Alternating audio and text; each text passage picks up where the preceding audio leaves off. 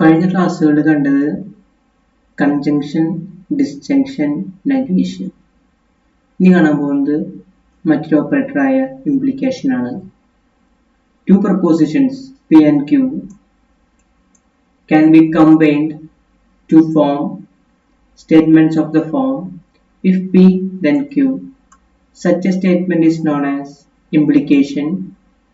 It is denoted by P implies Q. Since it involves a condition, it is also called a conditional statement. Conditional statement.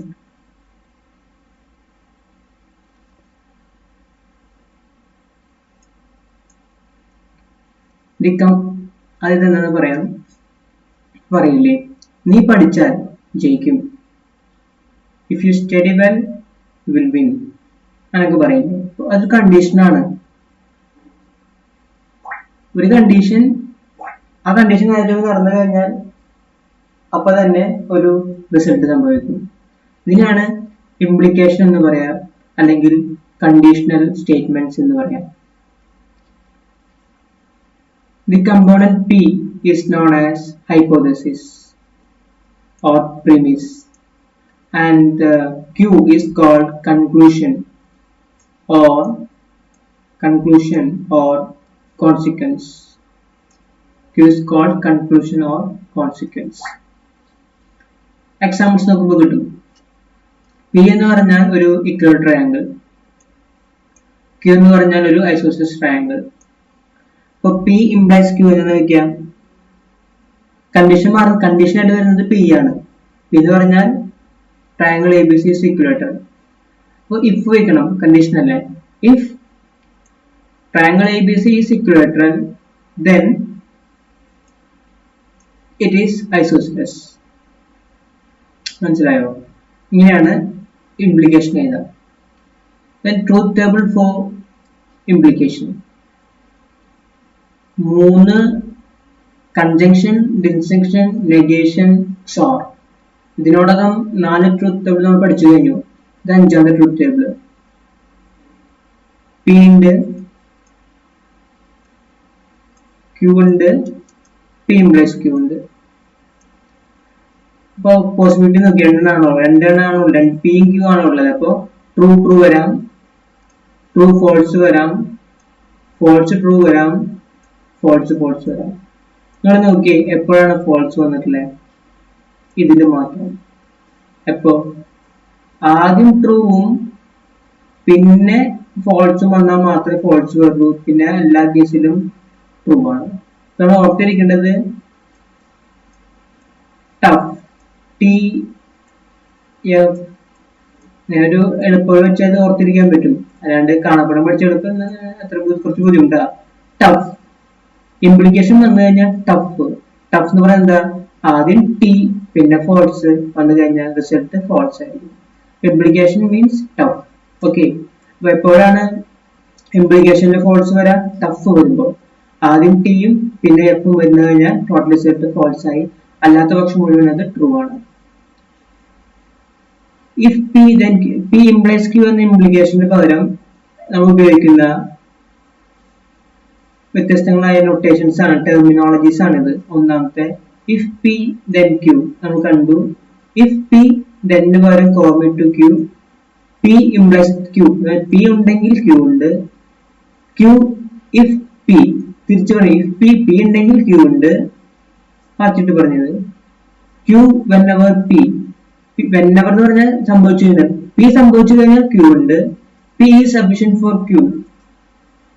then P only if Q സംഭവിച്ചാൽ P, അതായത് only if വരുമ്പോ sentence മാറിട്ടോ. P only if Q എന്ന് പറഞ്ഞാലും P implies Q ആണ്. then Q is necessary for P. Q is necessary for P. ഇതൊക്കെ P implies Q ന്റെ കാര്യങ്ങളാണ്.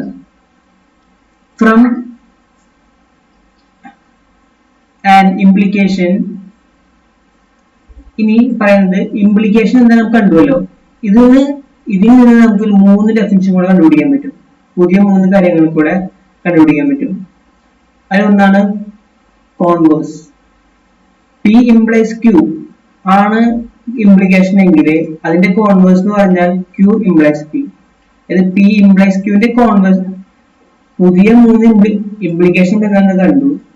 അപ്പൊ ഇംപ്ലിക്കേഷൻ നമുക്ക് അറിയാമെങ്കിൽ അതിൽ നിന്ന് കിട്ടുന്ന പുതിയ 3 ഇംപ്ലിക്കേഷൻസ് ആണ് കോൺവേഴ്സും ഇൻവേഴ്സും കോൺട്രാപോസിറ്റീവും. P implies Q ആണ് നമ്മുടെ ഇംപ്ലിക്കേഷൻ എങ്കിൽ അതിന്റെ കോൺവേഴ്സ് എന്ന് പറഞ്ഞാൽ Q implies P. അതുപോലെ P implies Q ന്റെ ഇൻവേഴ്സ് എന്ന് പറഞ്ഞാൽ negation P implies negation Q. That is inverse. Negation P implies negation Q. Contrapositive എന്ന് പറഞ്ഞാൽ negation Q implies negation P. P implies Q ന്റെ contrapositive എന്ന് പറഞ്ഞാൽ negation Q implies negation P. നമുക്ക് example നോക്കാം. P implies Q. If triangle ABC is equilateral, then it is isosceles. So converse എന്താ? Converse എന്ന് പറഞ്ഞാൽ Q implies P ആണ്. Q എന്ന് പറഞ്ഞാൽ it is isosceles. Q implies P എന്ന് ആദ്യം ഉപയോഗിക്കണം. If triangle ABC is isosceles, then it is equilateral. അതാണ് ഇതിന്റെ കോൺവേഴ്സ്. ഇൻവേഴ്സ് എന്ന് പറഞ്ഞാൽ എന്താ? ഇവിടെ നെഗേഷൻ തന്നിട്ടുള്ള നെഗേഷൻ വെക്കണം. അപ്പോൾ negation P implies negation Q ആണ് വേണ്ടത്. നെഗേഷൻ P എന്ന് പറഞ്ഞാൽ if triangle ABC is not equilateral, negation Q എന്ന് പറഞ്ഞാൽ then it is not isosceles. Contrapositive എന്ന് പറഞ്ഞു കഴിഞ്ഞാൽ തിരിച്ചെടുക്കണം. അതായത് negation Q implies negation P. Negation Q implies negation P.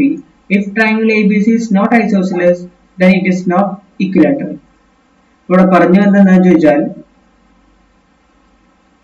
Implication കണ്ടു, അതിനുശേഷം വരുന്ന പുതിയ 3 ഇംപ്ലിക്കേഷൻസ് ആണ് converse, inverse, contrapositive.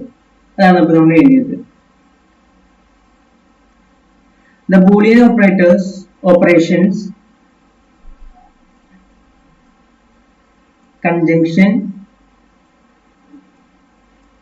conjunction, distinction, ഇതെന്ന് പറയുന്ന ഇംപ്ലിക്കേഷൻ. ഈ മൂന്ന് കാര്യങ്ങൾ ഓപ്പറേറ്റ് ചെയ്യണമെങ്കിൽ നമുക്ക് എത്ര പ്രൊപ്പോസിഷൻസ് വേണം? 2 പ്രൊപ്പോസിഷൻസ് വേണം. 2 പ്രൊപ്പോസിഷൻസിനെ കമ്പൈൻ ചെയ്തിട്ടാണ് നമുക്ക് ഇത് ഉണ്ടാക്കാൻ പറ്റുന്നത്. ഈ കൺജങ്ഷൻ, ഡിസ്റ്റിങ്ഷനും ഇംപ്ലിക്കേഷനൊക്കെ അപ്ലൈ ചെയ്യണത്. അപ്പൊ 2 ഉള്ളത് കൊണ്ട് binary. The Boolean operations distinction, conjunction, implication enable us to combine 2 propositions. 2 propositions. ആ രണ്ടിൽ നിന്നാണ് ബൈനറി എന്ന വാക്ക് വന്നത്. So they are known as binary operators.